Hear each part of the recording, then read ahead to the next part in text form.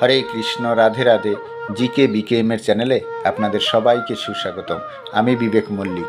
আজকে আপনাদের জন্য আমি নিয়ে এসেছি নারীগোপালের এক অপূর্ব লীলা কথা, যে লীলা কথাটি আশা করছি আপনাদের খুবই ভালো লাগবে এবং আপনাদের হৃদয়কেও স্পর্শ করতে পারবে। চলুন তাহলে শুরু করা যাক। জীবনের পথে হেরে যাওয়া এক ভক্তকে নারীগোপাল স্বয়ং করলেন সাহায্য, এবং কিভাবে তাকে আবার উঠে দাঁড়াতে সাহায্য করলেন। আজকের এই লীলাটি শুনে আপনারাও চমকে যাবেন।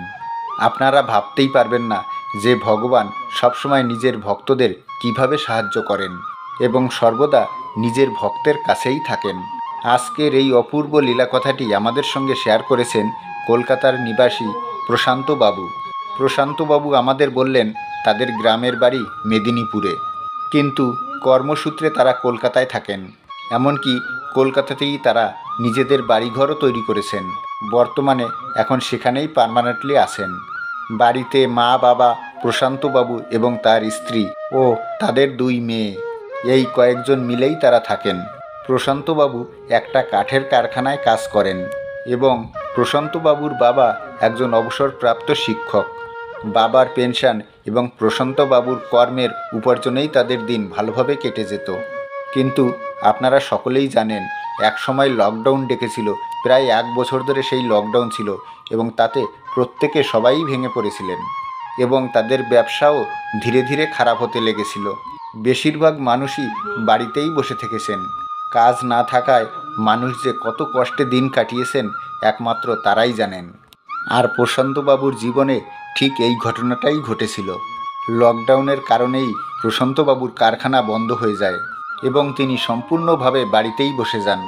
কিন্তু তারপরেই যখন কারখানা খুলল, কারখানা থেকে জানানো হয়েছিল যে এখন বেশি কর্মচারী রাখা হবে না, তাই কয়েকজন কর্মচারীকে সেখান থেকে বাদ দিয়ে দিয়েছিলেন এবং সেই বাদ দেওয়া লিস্টের মধ্যে প্রশান্তবাবুর নামও ছিল।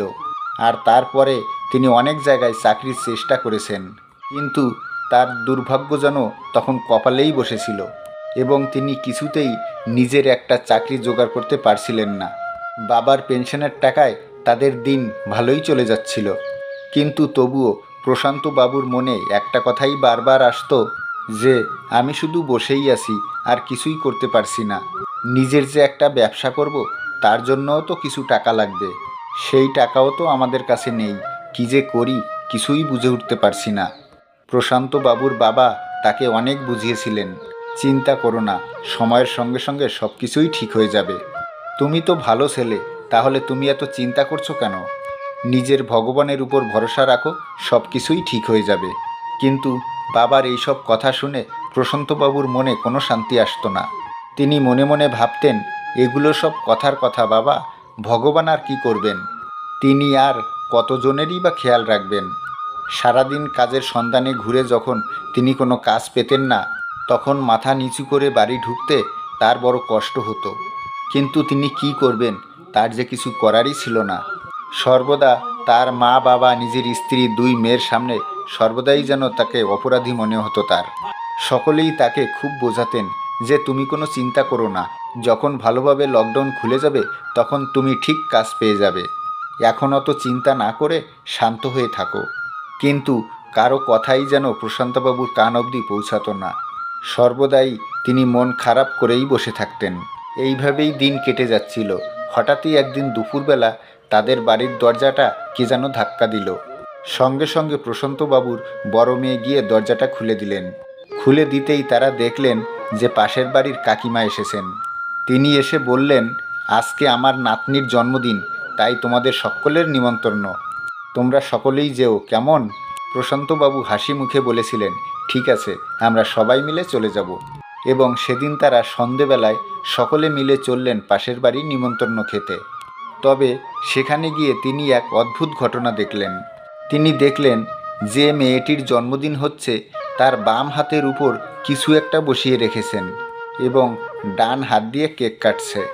এই ঘটনাটা দেখে প্রশান্তবাবু খুবই চমকে যান এবং তিনি নিজের মাকে জিজ্ঞাসা করেন, ওর হাতে ওটা কি? তখন প্রশান্তবাবুর মা তাকে বলেন, আরে ও তো নারুগোপাল, তুই জানিস না, ও তো নারুগোপালকে ভাই রূপে পুজো করে, সেই জন্য জন্মদিনে ও ভাইকে কোলে নিয়েছে এবং কেক কাটছে। প্রশান্তবাবু নারুগোপাল সম্পর্কে অত কিছু জানতেন না। তাই তিনি নিজের মায়ের কাছে নারুগোপাল সম্পর্কে সমস্ত তথ্যগুলো জেনে নিলেন। প্রশান্তবাবুর মা প্রশান্তবাবুকে বলেছিলেন, শুনেছি নারুগোপাল খুব জাগ্রত হয় এবং সকলের মনোবাঞ্ছা পূর্ণ করে। যেই বাড়িতে নারুগোপালের দৈনন্দিন পুজো করা হয় সেই বাড়িতে নাকি খুব সুখ সমৃদ্ধি হয়। আর শুনেছি নারুগোপাল নাকি ভক্তের মনোবাঞ্ছাও পূর্ণ করেন। আমাদের বাড়িতে তো আর নারুগোপাল নেই, তাই তুই এই নারুগোপালকেই তোর মনের সমস্ত ইচ্ছা খুলে বল, দেখবি তোর সমস্ত ইচ্ছা পূরণ হবে, তুই চিন্তামুক্ত হতে পারবি। মায়ের এই কথাগুলো প্রশান্তবাবুর খুবই অদ্ভুত লাগছিল, কিন্তু কথায় আসে না, ঘোর অন্ধকারের ভিতরে কখনো যদি একটুখানি আলোর রশ্মি পাওয়া যায় তাহলে সে সব কিছু তাতেই দেখে নেয়। প্রশান্তবাবুর মায়ের কথাগুলো প্রশান্তবাবুর মনকে খুবই স্পর্শ করেছিল। তাই তিনি নারুগোপালের উপর সম্পূর্ণ বিশ্বাস রেখে নিজের জীবনের সমস্ত কষ্টের কথা নারুগোপালের কাছে বলে দিলেন এবং সেদিন তারা নিমন্ত্রণ খেয়ে বাড়িতে ফিরে এলেন।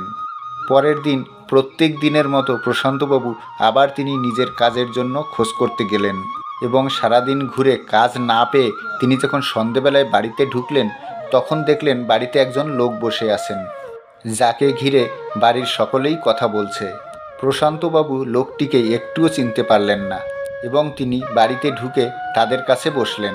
প্রশান্তবাবু বসতেই সেই লোকটি যা বললেন তা শুনে তিনি একদমই চমকে গিয়েছিলেন। তিনি প্রশান্তবাবুকে দেখা মাত্রই বললেন, আপনি কি প্রশান্তবাবু? তখন প্রশান্তবাবু বললেন, হ্যাঁ আমি প্রশান্তবাবু, কি হয়েছে একটু বলবেন? সেই লোকটি প্রশান্তবাবুকে বলেছিলেন, আপনারা তো গ্রামের সমস্ত জায়গা জমি বেচে এখানে চলে এসেছেন, কিন্তু তবুও কিছুটাও অংশ বাকি ছিল, আপনারা হয়তো জানেন না, সেই অংশটা আমরা বিক্রি করেছি এবং তার কিছু টাকা আপনাকে দিতে এসেছি। এই কথা শুনে প্রশান্তবাবু খুবই চমকে গিয়েছিলেন। তখন প্রশান্তবাবু সেই মানুষটিকে বলেন, আমাদের জায়গা? আমাদের তো আর কোনো জায়গাই বাকি নেই। তখন প্রশান্তবাবুকে সেই লোকটি বলেন, না না, কিছুটা জায়গা ছিল, সেই জায়গার টাকাটা আপনাদেরকে দেওয়া হয়নি, আর সেটাই আমি আপনাকে দিতে এসেছি। এটা ধরুন, এর মধ্যে 1.5 লাখ টাকা আছে, আর এটাই আপনাকে আমি দিতে এসেছি। এটা নিয়ে আমাকে অনুমতি দিন এবং আমি এগোই।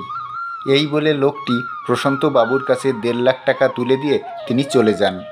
প্রশান্তবাবু এক মুহূর্তের জন্য এমনভাবে চমকে উঠেছিলেন যে তিনি বুঝতেই পারলেন না যে কী থেকে কী হয়ে গেল। তবে প্রশান্তবাবু শেষ অবধি আমাদের বললেন, আমি সেই টাকাটা নষ্ট করিনি এবং সেই টাকা দিয়ে আমি নতুন করে ব্যবসা শুরু করেছি, আর সেই ব্যবসায় আমাদের অনেক উন্নতি হয়েছে এবং আজ আমি এখানে দাঁড়িয়ে বুঝতে পারি সেদিন নারুগোপাল আমার সমস্ত মনের কথাগুলো শুনেছিলেন এবং তার কৃপাতেই আজ আমি এখানে দাঁড়িয়ে আছি। এইভাবে যে নারুগোপাল আমায় সাহায্য করবেন সেটা আমি একদমই বুঝতে পারিনি এবং এই সম্পূর্ণ বিষয়টা জানার জন্য আমি আবার গ্রামে ফিরে গিয়েছিলাম এবং গ্রামে গিয়ে সেই লোকটির সঙ্গে আমার আবার দেখা হয় এবং তিনি আমায় সম্পূর্ণ বিষয়টা বুঝিয়ে দিয়েছিলেন। তবে যাই হোক, আমি বিশ্বাস করি এটা আমাদের নারুগোপালের জন্যই হয়েছে এবং তিনি আমাদের উপর এইভাবে কৃপা বর্ষণ করেছেন এবং তারপরেই আমরা আমাদের বাড়িতেও নারুগোপালকে নিয়ে এসেছি এবং তার নিত্য সেবা করি। তার সেবা করে আমরা সকলেই খুব সুখে আছি এবং খুব ভালো আছি। এবার আপনারাই বলুন তো, প্রশান্তবাবুর জীবনের এই অপূর্ব লীলাটি আপনাদের কেমন লাগলো? যদি ভালো লেগে থাকে, যদি হৃদয়কে কোথাও একটু স্পর্শ করে থাকে, তাহলে প্লিজ ভিডিওতে একটা লাইক দিয়ে একটু বেশি বেশি করে শেয়ার করে দিন, যাতে সকলে এই সুন্দর লীলা কথাটি জানতে পারে। আর আপনি যদি আমাদের চ্যানেলে নতুন হয়ে থাকেন তাহলে প্লিজ চ্যানেলটি সাবস্ক্রাইবার করে দিন এবং পাশে থাকা বেল বাটনটিও প্রেস করে রাখুন প্রত্যেক দিন এই ধরনের সুন্দর সুন্দর লীলা কথাগুলি পাবার জন্য এবং আমাদের সঙ্গে থাকার জন্য। তাহলে দেখা হচ্ছে আবার একটা নতুন কোনো লীলা কথার সঙ্গে। ততক্ষণ আপনারা আপনার নারুগোপালের সঙ্গে, আপনার ঈশ্বরের সঙ্গে, আপনার পরিবারের সঙ্গে সর্বদা হাসতে থাকুন, খেলতে থাকুন। হরে কৃষ্ণ, রাধে রাধে।